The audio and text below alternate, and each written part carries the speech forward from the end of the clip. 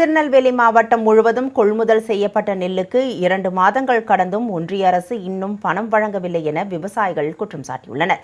திருநெல்வேலி மாவட்டத்தில் உள்ள நெல் கொள்முதல் நிலையங்களில் நெல்லை விற்பனை செய்த விவசாயிகளுக்கு 2 மாதங்கள் கடந்தும் அதற்கான தொகை வங்கிக் கணக்கில் இன்னும் செலுத்தப்படவில்லை. இதனால் தங்களுக்கு கடுமையான பொருளாதார நெருக்கடி ஏற்பட்டுள்ளதாக விவசாயிகள் வேதனை தெரிவித்துள்ளனர். நெல் கொள்முதல் செய்யப்பட்டதற்கான நிலுவைத் தொகையை ஒன்றிய அரசு உடனடியாக வழங்க வேண்டும் எனவும் அவர்கள் கோரிக்கை விடுத்துள்ளனர். தெற்கு பாப்பங்குளத்தில் சென்ட்ரல் கவர்மெண்ட் அரசு நெல் கொள்முதல் நிலையத்தில் நெல் போட்டிருக்கோம். நெல் போட்டு 2 மாதம் ஆகுது. இன்னும் பணம் ஏற்றி விட மாட்டேங்காங்க. கேட்டால் சரியான பதில் கிடையாது. இல்லைங்களா? அதிகாரி போனும் எடுக்க மாட்டேங்காங்க. ஆனால் நெல் பிடிச்சிக்கிட்டு இருக்காங்க. பிடிச்ச நெல்லுக்கு பணம் ஏற்றி விடல. 2 மாதம் எல்லா விவசாயியும் சங்கடப்பட்டு இருக்கோம். திருநெல்வேலி மாவட்டத்தில் விவசாயம் தான் முக்கிய தொழில். இல்லைங்களா? இது